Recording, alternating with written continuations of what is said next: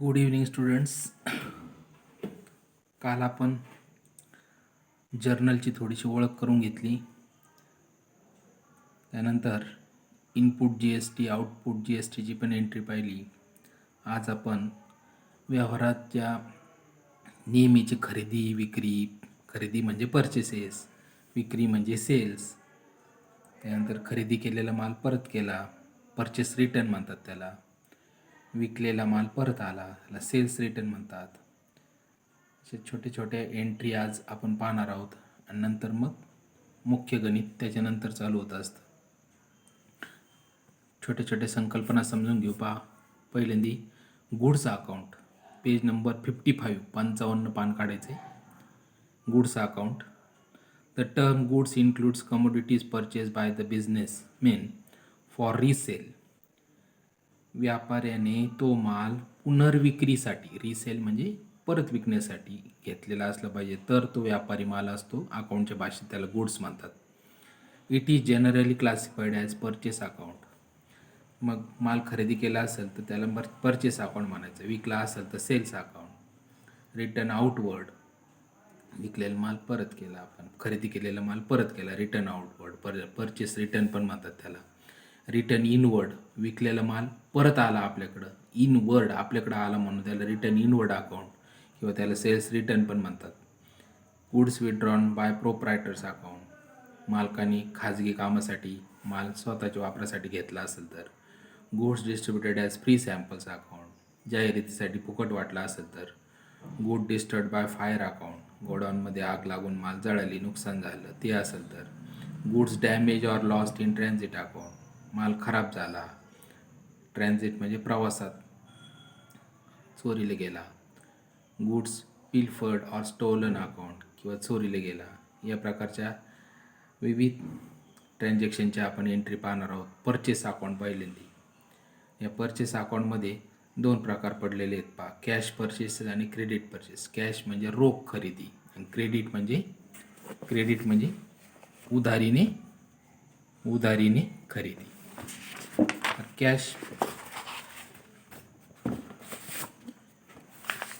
Cash purchases जे आहे, हां, कॅश परचेसेस त्याची आपण आता एंट्री करणार आहोत.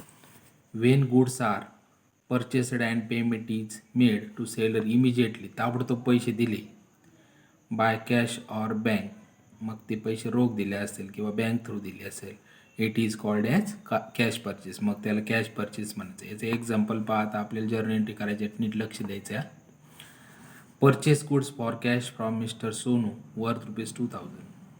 माल खरेदी केला, पहा, रोख मिस्टर सोनू कोण, 2000चा. इन दिस ट्रान्झॅक्शन, या व्यवहारामध्ये, गुड्स कम इन, आपण माल खरेदी केल्यामुळे आपल्याकडे काय आला, माल आला. On purchasing of goods and therefore purchases account is debited. आणि मग गुड्सला आत्ताच सांगितलं मी तुम्हाला, त्याला काय म्हणायचं, माल खरेदी केला त्याला परचेसेस अकाउंट म्हणून त्याला डेबिट द्यायचं. On purchase of goods and cash goes out, आपण रोख पैसे दिले, आपले पैसे गेले किंवा बँक थ्रू दिले, cash goes out, therefore cash account credit, म्हणून कॅश अकाउंटला क्रेडिट द्यायचं. And the entry is as follows, खाली दिलेले पहा, नेहमीप्रमाणे कॉलम करायचे, डेट, पर्टिक्युलर्स. LF काल शिकलो आपण, ledger folio, debit amount rupees आणि क्रेडिट अमाऊंट रुपीज. पहा, मग परचेसेस अकाउंट डेबिट, माल खरेदी केला म्हणून खरेदीचा खर्च आहे, म्हणून नॉमिनल अकाउंटच्या नियमानुसार डेबिट एक्सपेन्सेस अँड लॉसेस म्हणून परचेसेस अकाउंटला डेबिट दिलं, हे 2000 असे लिहायचं पार्ट डेबिटला.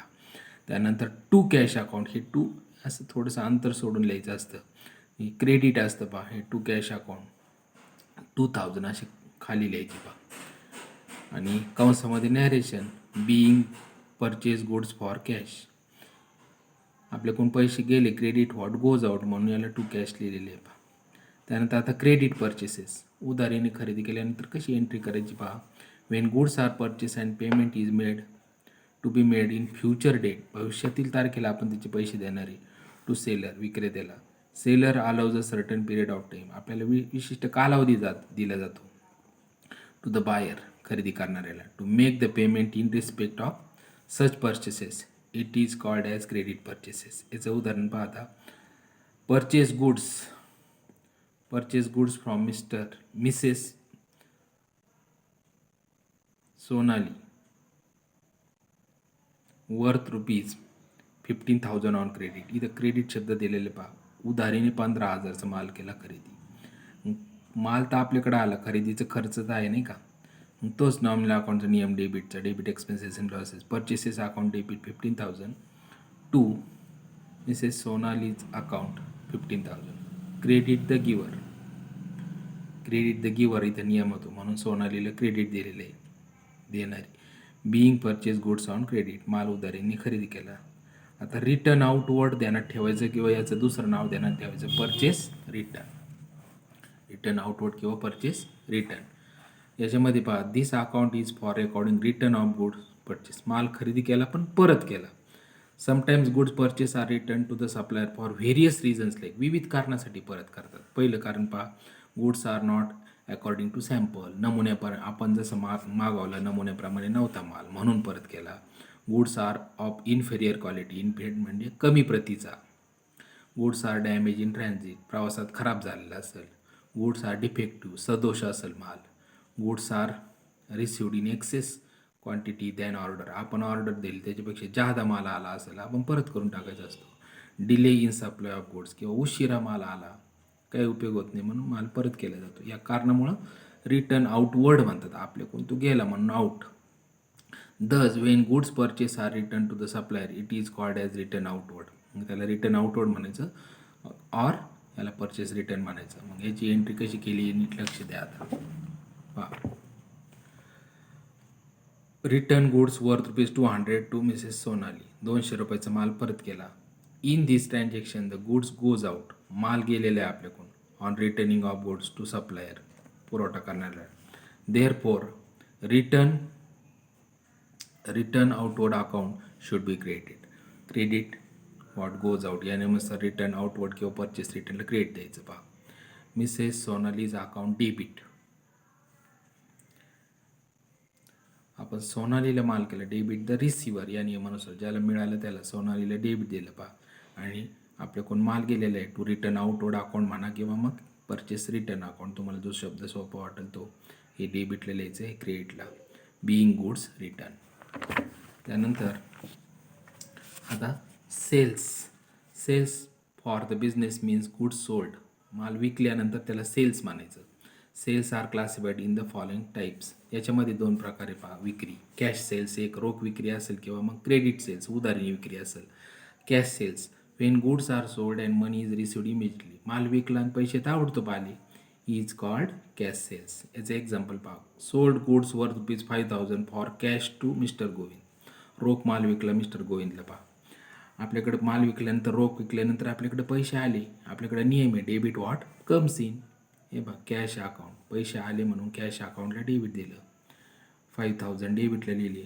To cells account. आपल्याकडचा माल केलेला आहे किंवा सेल्स हे विक्री आपलं उत्पन्न आहे. नॉमिनल अकाउंटचा क्रेडिटचा नियम पहा. Credit incomes and gains. Sales विक्री आपलं उत्पन्न आहे म्हणून याला क्रेडिट दिलं. पहा, 5,000. नॅरेशन कसं लिहिलं पहा कंसामध्ये, थोडक्यात स्पष्टीकरण. Being sold goods for cash to Mr Govind.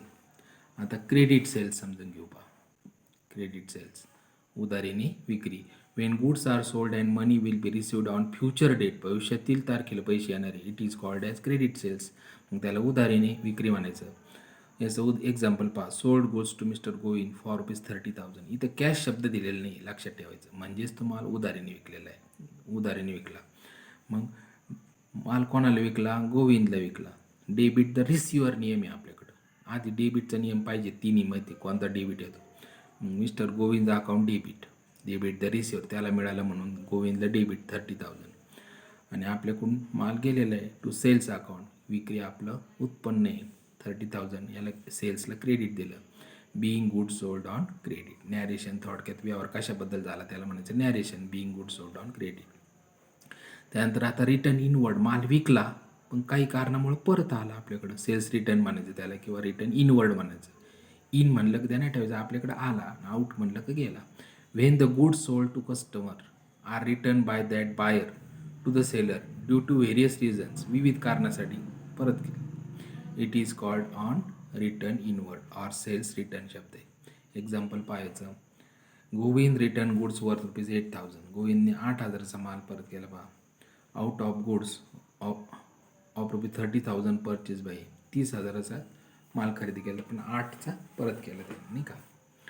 पहा मग रिटर्न इनवर्ड अकाउंट डेबिट म्हणायचं किंवा याला सेल्स रिटर्न अकाउंट डेबिट म्हणायचं. 8,000 टू गोविंदचं account 8,000. Credit the giver. Being goods sold return by Govind. आता गुड्स विड्रॉन बाय प्रोप्रायटर. मालकाने खाजगी कामासाठी जर माल घेतला असेल तर पहा आता वेन द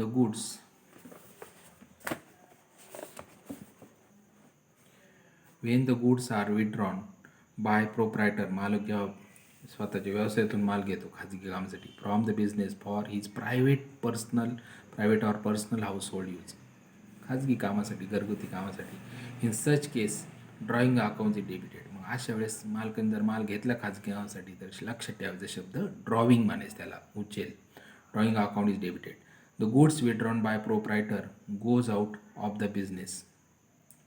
माल व्यवसायातून गेलेला आहे and goods withdrawn by proprietor account created. आणि विड्रॉन बाय प्रोप्रायटरला क्रिएट द्यायचं. The goods which are taken by the proprietor. त्या मालकाने माल घेतला are assume as taken from the total purchase. त्याने एकूण खरेदीतून तो माल घेतलेला आहे. त्याची एंट्री कशी करायची पहा लक्षात घ्या. ड्रॉविंग अकाउंट डेबिट म्हणायचं. लक्षात ठेवायचं खाजगी कामासाठी मालकाने माल घेतला का ड्रॉइंग अकाउंट डेबिट आणि to goods withdrawn by proprietor account. आणि पूर्ण एवढा शब्द लिहायचा नसेल तुम्हाला तर त्याला म्हणायचं टू परचेसेस अकाउंट. रक्कम दिलेली नाही एक्सेस केलेले. Being goods withdrawn by proprietor for personal use. खाजगी कामासाठी माल घेतला. त्यानंतर आता पुढची एंट्री शिकायची आपल्याला. Goods distributed as free sample. माल जाहिरातीसाठी फुकट वाटलेला आहे. It is the value of goods distributed by the firm as free sample as an advertisement.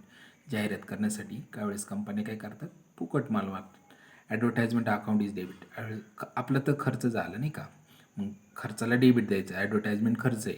Nominal अकाउंटच्या नियमानुसार डेबिट एक्सपेन्सेस अँड लॉसेस. जाहिरातीचं खर्च debited. And good distributed as free sample किंवा याला purchase account is created as goods goes out of the business. माल तर आपल्याकडून गेला म्हणून त्याला क्रेडिट द्यायचं. क्रेडिट वाट गोज आउट या नियमानुसार. पहा मग ॲडव्हर्टाइजमेंट अकाउंट डेबिट. रक्कम दिलेली नाही नुसतं लिहिलं आहे पहा. To goods distributed as free sample account म्हणा किंवा to purchase account. Being good distributed as free sample. त्यानंतर good destroyed by fire or accident. माल जळाला किंवा अपघात झाला. If goods are destroyed by fire or accident it is a physical loss. आपला तो एक भौतिक तोटा असतो. Of goods for which loss by fire account is debited. अशा वेळेस मग लॉस बाय फायर अकाउंटला डेबिट द्यायचं. And since goods goes out of business. व्यवसायातून तो माल गेला. Goods destroyed by fire or purchase account is created. If goods are not insured uninsured म्हणजे विमा उतरवलेला नाही त्या मालाचा. मग पहा when goods destroyed by fire accident and insurance company has not accepted the claim. किंवा विमा उतरवला नाही किंवा विमा कंपनीने आपला दावा मंजूर केला नाही. Then the entry will be as follows. मग कशी एंट्री करा. Loss by fire account debit. To goods destroyed by fire account or purchase account. Being goods destroyed by fire. आता इफ गुड्स आर इन्श्युअर्ड समजा आपण त्या मालाचा विमा उतरवलेला आहे विमा कंपनीकडे नाही का. मग कशी एंट्री करायला पहा. If full claim is admitted by insurance company. जेवढ्या किमतीचा माल जळाला असेल नुकसान झालं इन्शुरन्स कंपनी तेवढी रक्कम दिली आपल्याला. Then the entry will be as follows. मग कशी एंट्री होईल पहा.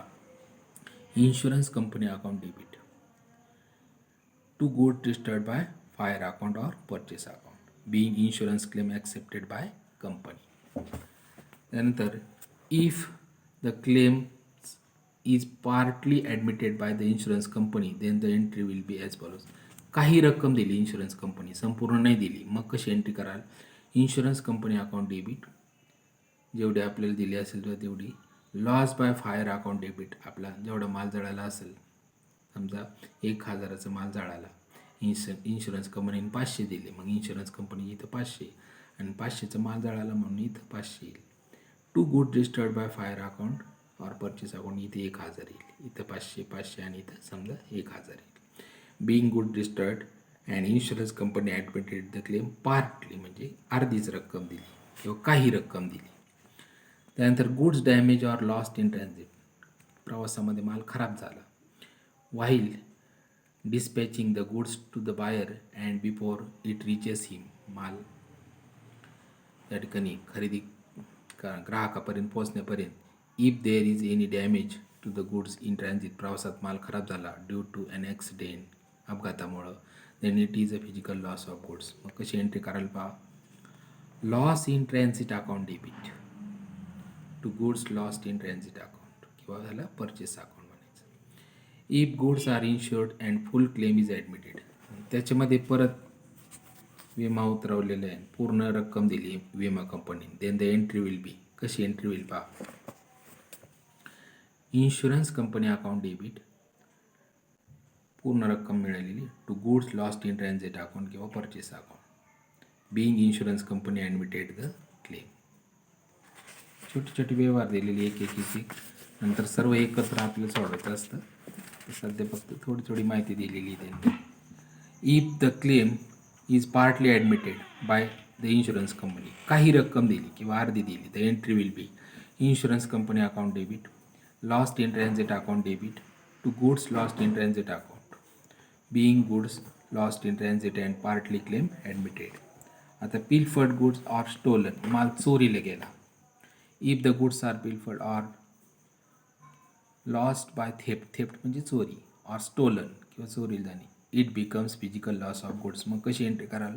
Loss by theft account debit, theft म्हणजे चोरी, to goods lost or purchase account, being goods loss by theft. अशा पद्धतीने आपल्याला एंट्री करायची आहे ती छोटी छोटी व्यवहार. टाईप्स ऑफ जर्नल एंट्रीज हा भाग आपल्याला शिकायचा आहे. याच्यामध्ये आता सिम्पल जर्नल एंट्री दिल्यात आणि इथं कंपाऊंड किंवा कंबाईन एकत्रित दिलेले आहेत. अगोदर आपल्याला सिम्पल जर्नल एंट्री शिकायचे आहेत, ते आपण पुढच्या तासाला घेऊया. आत्ता एवढा जो भाग शिकवला तो 2-3 वेळा व्हिडिओ पाहायचा आणि ते व्यवहार नंतर तुम्हाला नोट्समध्ये देईल किंवा मग तुम्ही ते पुस्तकातून एकदा लिहून काढलं तर चांगली प्रॅक्टिस होईल तुमची. ठीक आहे, उद्याच्या तासाला पुढचं पाहू.